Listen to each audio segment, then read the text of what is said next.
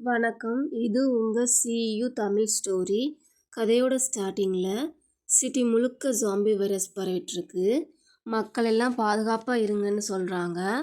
ஒரு பெரிய பில்டிங்லேருந்து கண்ணாடியை உடைச்சிட்டு நிறைய ஜாம்பிங்க மொத்தமாக ஓடுற ட்ரெயினில் விழ, அந்த ட்ரெயினில் 2 பொண்ணுங்க வீடியோ எடுத்துகிட்டு இருக்கும்போது அவங்க பின்னாடி திடீர்னு ஜாம்பி வந்து நிற்கிது. அதை பார்த்து அந்த 2 பொண்ணுங்களும் பயந்துடுறாங்க. அதில் ஒரு பொண்ணு ஹாலோவின் மாறு விஷயமானு கேட்க, இன்னொரு பொண்ணு சொல்கிறா, நான் இதை ட்ரை பண்ணி பண்ணலாம் போல், உண்மையான ஜாம்பி மாதிரி இருக்குன்னு அவள் சொல்லி முடிக்கிறதுக்குள்ள அந்த ஜாம்பி அவளை கடிச்சிருது. இதை பார்த்த இன்னொரு பொண்ணும் ட்ரெயினில் இருந்தவங்களும் பயந்து ஓடுறாங்க. கட் பண்ணால் அடுத்த சீனில் ஸ்டேஷனில் நம்ம ஹீரோயின் ரோசி, அவளோட ஃப்ரெண்ட்ஸ் ஜெனிஃபர், விக்டர் எல்லாரும் ட்ரெயினுக்காக வெயிட் பண்ணுறாங்க. அப்போது அவங்க கூட நின்றுருந்த பொண்ணு மயங்கி விழ, அதை பார்த்தா எல்லாரும் என்ன ஆச்சுன்னு பார்க்கும்போது அந்த பொண்ணு திடீர்னு மாறுறா. ஜெனிஃபர் அதை வீடியோ எடுக்கிறா. அந்த பொண்ணு ஜாம்பியாக மாறினதை பார்த்து எல்லாரும் அவள் ஜாம்பி மாதிரி நடிக்கிறான்னு சொல்ல, அந்த பொண்ணு ஜாம்பி மாறி மாறி அங்கே இருக்க ஒரு பையனை கடிச்சிடுறா. அதை பார்த்த ரோசியும் அவளோட ஃப்ரெண்ட்ஸும் தப்பிக்க அங்கே இருக்க ஒரு ட்ரெயினுக்குள்ளே ஓடி போய் ஒளிகிறாங்க. ட்ரெயினோட கதவை மூடுங்கன்னு சொல்லும்போது ரோசி வெளியில் ஒரு பொண்ணை பார்க்குறா. அந்த பொண்ணு அம்மான்னு அழுதுட்ருக்கா. ஏன்னா அவங்க அம்மா ஜாம்பியாக மாறிட்டாங்க. உடனே ரோசி ஓடி போய் அந்த பொண்ணை என் கூட வான்னு சொல்ல, இல்லைன்னா என் அம்மாவை விட்டுட்டு வரமாட்டேன்னு சொல்கிறா. ரோசி நமக்கு டைம் இல்லை, சீக்கிரம் வான்னு போகிறாங்க 2 பேரும். ட்ரெயினுக்குள்ளே போகும்போது ஜெனிஃபரும் விக்டரும் சேர்ந்து ரோசியை தள்ளி விட்டுட்டு கதவை சாத்திடுறாங்க.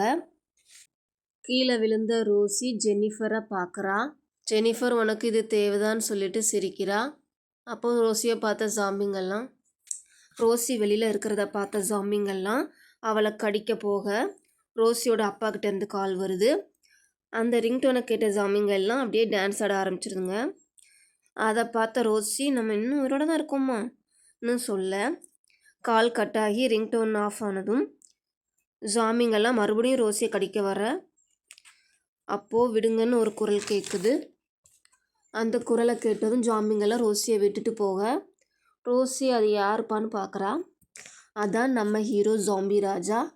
இவனை எதுக்காக ஜாம்பி ராஜான்னு சொல்கிறாங்கன்னா, ஜாம்பி வைரஸால் பாதிக்கப்பட்ட முதல் மனுஷன் இவன் தான். இவனால் ஜாம்பிகளை கண்ட்ரோல் பண்ண முடியும். ஜாம்பி ராஜா ரோசிக்கு கை கொடுக்க ரொம்ப தேங்க்ஸ்ன்னு சொல்லி அவன் முகத்தை பார்த்தா, என்னது ஜாம்பியா, போச்சுரா, இது என்னோட லக்கிச்சா, முன்னால் என்ன தொட முடியாதுன்றா ரோசி. ஜாம்பி ராஜா அதை க்யூட்டாக தடவி கொடுக்குறான். இது என்னோட ஹெக்ஸ் கண்ணாடி, இது தீய சக்தி அழிச்சிரும்னு சொல்ல, ஜாம்பி ராஜா அந்த கண்ணாடியை பார்த்து ஹேர் ஸ்டைலை சரி பண்ணிக்கிறான். அதை பார்த்த ரோசி, இவன் பேயா இருப்பானோ அப்படின்னு நினைக்கிறா. நம்ம கதை முடிஞ்சதுன்னு எஸ்கேப் ஆக ட்ரை பண்ணுறா. அப்போது அவன் ரோசியோட பேக்கை பிடிச்சி இழுக்க ஃப்ளாஷ்பேக் காட்டுறாங்க. அதில் ஜாம்பி ராஜாவும் ரோசியும் சின்ன வயசு ஃப்ரெண்ட்ஸாக இருக்காங்க. ஜாம்பி ராஜாவுக்கு ரோசியை பார்த்ததும் கண்டுபிடிச்சிடும். ஆனால் ரோசிக்கு யாருன்னு அடையாளம் தெரியல. நான் ஜாம்பியாக மாறிட்டேன், நானும் எல்லாரையும் கடிப்பேன் அப்படின்னு ரோசி நடிக்கிறா. எங்கே நான் கடிக்கிறேன் பாருன்னு கிட்ட போனதும் மயங்கி விழுற மாதிரி ரோசி நடிக்க, அவளோட மைண்ட் வாய்ஸில் என்னை தொடாத, கிட்ட வாரானே, நம்மளை சாப்பிடுவான் போல், இன்றைக்கி நம்ம தான் அவனுக்கு டின்னர் போல், நம்ம சாக போகிறோன்னு அப்படின்னு அவன் நினைக்க, அவகிட்ட வந்து அவளுக்கு முத்தம் கொடுத்துட்றான்.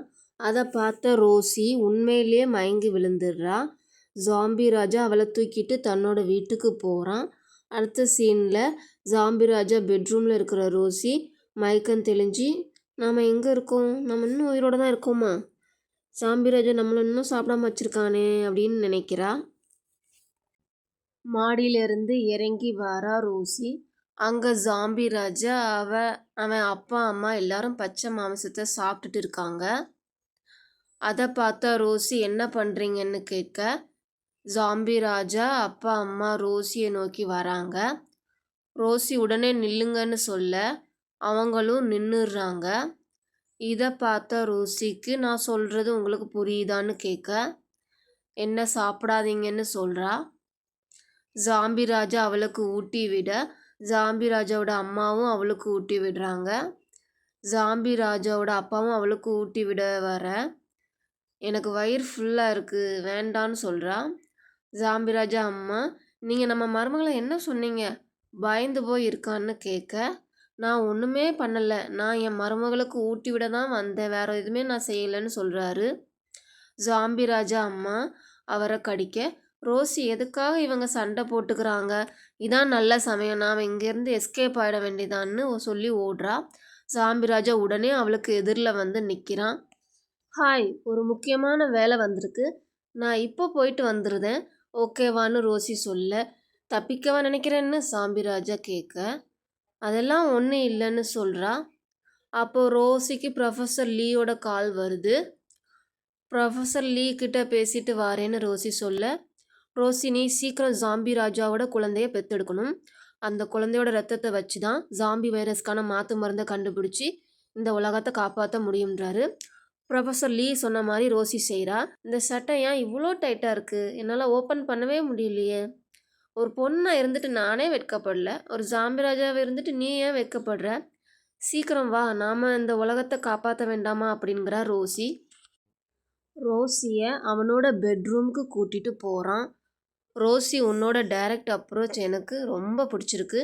டைம் வேஸ்ட் பண்ணாமல் சீக்கிரம் வான்னு" சொல்ல, அவன் மேலே நிறைய பலூனை கொட்டுறான். "இதெல்லாம் யூஸ் பண்ண நான் எப்போ ப்ரெக்னென்ட் ஆகுறது? எப்போ பிள்ளையை பெற்று இந்த உலகத்தை காப்பாற்றுறது? சீக்கிரம் வான்னு ஜாம்பி ராஜா கட்டிலில் படுக்க வச்சு ரோசி அவனுக்கு முத்தம் கொடுத்துட்றா. அப்போது அவனுக்கு ஒரு கனவு வருது. மனுஷனுக்கும் ஜாம்பிக்கும் பிறந்த இந்த குழந்தை ரொம்ப அசிங்கமாக இருக்குன்னு அந்த குழந்தைய அவன் கையில் கொடுத்துட்டு ரோசி போயிடுறா. ஆனால் அது குழந்தை இல்லை, ஒரு அசிங்கமான பொம்மை. அதை பார்த்த ஜாம்பி ராஜா ஷாக் ஆயிடுறான். நமக்கு பிறக்க போகிற குழந்தை இந்த பொம்மை மாதிரி அசிங்கமாக இருக்கும்னு பயப்படுறான். அதனால் அவன் அங்கிருந்து போக ரோசி போகாதன்னு சொல்ல, அவன் ரோசியை பயமுறுத்திட்டு அந்த இடத்துலேருந்து போயிடுறான். ரோசி, "இது வேலைக்காவது, நாம் இங்கிருந்து எப்படியாவது தப்பிச்சு போயிட வேண்டியதான்னு" கதவை திறந்துட்டு வெளியே போக, ஜாம்பிராஜோட வேலைக்காரர்கள் எல்லாம் வந்து ரோசியை பயமுறுத்துறாங்க. ஜாம்பி ராஜா அவங்கள திருப்பி அனுப்பிடுறான். "நீ மறுபடியும் தப்பிக்க நினைக்கிறான்னு" கேட்குறான். "அதெல்லாம் ஒன்றும் இல்லை. என் அம்மா அப்பாவை நான் ரொம்ப மிஸ் பண்ணுறேன். அவங்கள பார்க்கணும் போல் இருக்குது. அவங்கள பார்த்து உன்னையும் அவங்களுக்கு அறிமுகப்படுத்தணும்னு நினைக்கிறேன்னு" சொல்கிறா. ரோசிக்கு நம்ம மேலே ஃபீலிங்ஸ் இருக்குது, அதனால தான் அவளோட அம்மா அப்பாவை பார்க்க நம்மளை கூப்பிடுறான்னு நினச்சி அவளோட தலையை தடவி கொடுத்துட்டு, "நாம் உங்கள் அம்மா அப்பா போய் பார்க்கலாம்னு" சொல்ல, "வா, இப்போ உடனே நாம் போய் பார்க்கலாம்னு" சொல்கிறா. "என் கூட வான்னு" அவளை கூட்டிட்டு போகிறான். "என்னோடய ட்ரெஸ் எப்படி இருக்குது? உங்கள் அம்மா அப்பாவை பார்க்க போகிறோம்ல, நீட்டாக இருக்க வேண்டாமான்னு" சொல்கிறான். "நீ இந்த ட்ரெஸ்ஸில் ரொம்ப ஹேண்ட்ஸமாக இருக்க. எனக்கே ஜொல்லு வடிதுன்னா பார்த்துக்கோயேன், நீ அவ்வளோ ஹேண்ட்ஸமாக இருக்க." இதை கேட்டதும் ஜாம்பி ராஜாவுக்கு ஒரே வெட்கம் வந்து அவள் தலையை தடவி கொடுக்குறான். 2 பேரும் ரோசியோட அம்மா அப்பாவை பார்க்க கிளம்பி போகிறாங்க. ஜாம்பி ராஜா ரோசியை பாதுகாப்பாக கூட்டிகிட்டு போகிறான். அவங்க பின்னாடி ஜாம்பி ராஜோட அசிஸ்டன்ஸ் எல்லாம் அவங்கள பாதுகாக்க ஃபாலோ பண்ணி போகிறாங்க. ரோசி அவளோட வீட்டுக்குள்ளே வந்துடுறா. "நான் உங்களை ரொம்ப மிஸ் பண்ணேன்னு" சொல்கிறா. "நாங்களும் உன்னை மிஸ் பண்ணோம். நீ ஒரு வழியாக வீட்டுக்கு வந்துட்ட. நாங்கள் உன்னை நினச்சி ரொம்ப கவலைப்பட்டோம்னு" சொல்கிறாங்க. இது யாருன்னு அவள் அப்பா கேட்க, "இவர் பேர் ஹென்றி. நான் இவரை நம்ம வீட்டுக்கு வர வழியில தான் பார்த்தேன்னு" சொல்லி அறிமுகப்படுத்துகிறா. அவரோட முகம் ஜாம்பி முகம் மாதிரி எழுதி போயிருக்குன்னு அவன் அம்மா கேட்க, "அதெல்லாம் ஒன்றும் இல்லைம்மா, இவர் பிறக்கும்போதே இப்படித்தான்னு" சொல்லி மழுப்புறா. ஜாம்பியோட அடையாளம் தெரியக்கூடாதுன்னு நிறைய பவுடர் அள்ளி போட்டது எனக்கு தானே தெரியும்னு நினைக்கிறா. வாங்கன்னு சொல்லிட்டு ஹென்ரிக்கு கை கொடுக்க, "உங்கள் கை ஏன் ஜாம்பிங்க கை மாதிரி இவ்வளோ சில்லுன்னு இருக்குன்னு" அவங்க அப்பா கேட்க, "நாங்கள் இப்போ தானே வெளியிலேருந்து வீட்டுக்கு வரோம். வெளியில் ஒரே குளிர், அதான் அவரோட கை இன்னும் சில்லுன்னு இருக்குன்னு" சொல்கிறா.